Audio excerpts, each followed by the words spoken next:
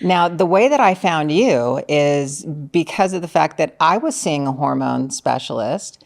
And in the very beginning, she was awesome. And then all of a sudden I noticed, because, I went through menopause when I was 50.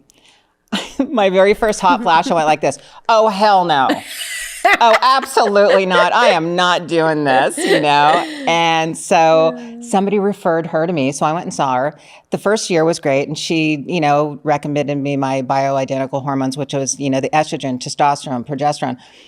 And interesting enough, after about 6 months, she started taking away my testosterone slowly, and she kept giving this excuse of, well, they just don't want to give it to you guys anymore. And I'm like, who are they? Can I talk to those people? Yeah.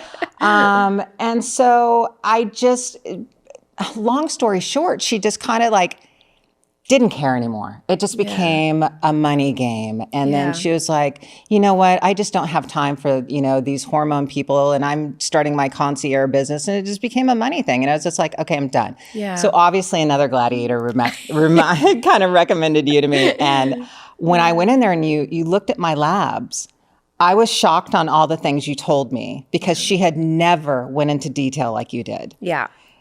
So let's go here for a moment. And that is, I've heard from women before, and yes, I'm speaking to you out there, you women. I have heard them go, oh, I'm going to go through menopause naturally. Why? Why would you do that? Exactly, because I hear I have no energy, I'm overweight, I have no sex drive,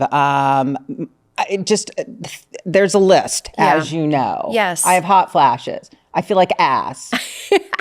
Okay, so let's do something about that. Let's do something. Let's talk about that for a moment. Okay, so let's actually go back in time a second, because the way I'll try to explain it to patients is, remember back in the olden days when women would have children at the age of 13, 14? Oh, I can't even imagine, but right? Okay.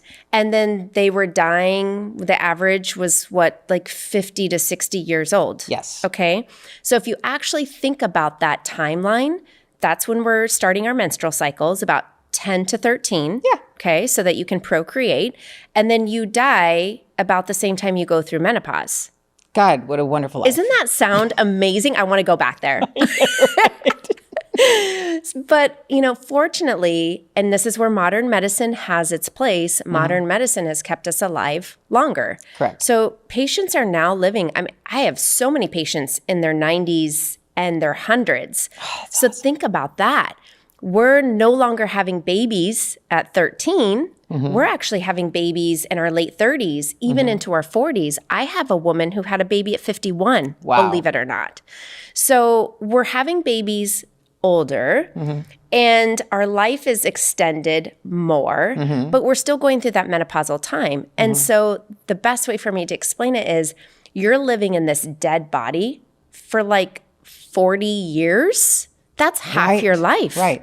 Do you want to do that? Why? Why would you want to do that? I hear the reason why is because for some reason they're under the assumption that hormones are dangerous for you. Yes. Why? The one study, the actual I don't know. one study, Okay. the Women's Health Initiative study.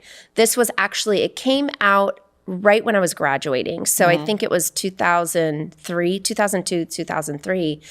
And, they were using the Premarin and the Primpro, and it was, the horse urine type. Right, the old school. The old school, right, hormone therapy. Right. And what they found is that there was an increased risk of breast cancer and cardiovascular disease. Well, first of all, can we address that what you were using was actually horse urine? Right. And secondly, can we address that you were taking these patients who had been in menopause for, 10 years, and then you put them on these high doses of hormones? That's the thing is, when I think about ladies, wouldn't it be great if you could get your lab drawn when you're still menstruating and you feel your best? What is that? When you're 30, you're 35, maybe it's 25, whatever that number is. Right. It'd be amazing if these girls could get their labs checked so they could say, this is where I feel great and this is what my hormone level looks like at that time. Because when you start going through the change, which right now is quite honestly, I'm seeing a lot of women go through the change around 45, 46, and I could put my 2 cents into why I think that's happening, but I won't. And so, what is happening is the hormones are adjusting and they're declining. Why would you wait until you go through menopause when all the hormones are completely out of your body to then reshock your body with hormone again to try to get you back up to that level? It doesn't make any sense to me. And I started when I was 42. That's amazing. And you should. That's the idea.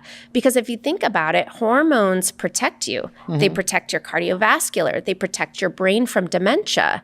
They protect you from diabetes, blood pressure, all these things. That's what keeps us young, healthy, and hip. So if you take all those hormones out for about 10 years, you've already created this disease process. And then now you're wanting to turn back the time. It's it takes time. It doesn't work like that. So it's best to start when things are actually starting to decline. Okay, so that answers another question to where it's there's a certain point to where there's a cutoff, right? Yes. To where they can't start taking hormones. Yes Is and that no. true? Yes. Not Okay. really, because Okay. I do have women who come in their 60s. Okay. And they've been in menopause, for 5, 6 years, and they're sick of it and they feel terrible. Okay. But with them, I start slow. You have to start Got it. Okay. really slow. That and makes sense. I'm very communicative with them. And I say, this is going to feel weird to you because you've been basically on empty for Right. 5 to Dead. 10 years. And you're going to have this flux of hormone going in you, and you're going to be like, what is going on? Yeah. And so we want to start small because I want you to understand what's going on, and I want you to feel what you're feeling, and I want you to tell me what you're feeling. So in that sense, it's I'm available for my patients. I want to be available. I want them to know I'm there for them, and I want to walk them through it as much as possible because at the end of the day, like I said before, I feel like everybody should have the right to live a fruitful, healthy, amazing life, not just your first 50 years. First 50 years is a nightmare. You're trying to figure out what you are, what you're doing. You're getting married, divorced, you're having kids. The last 50 years are those are your golden years.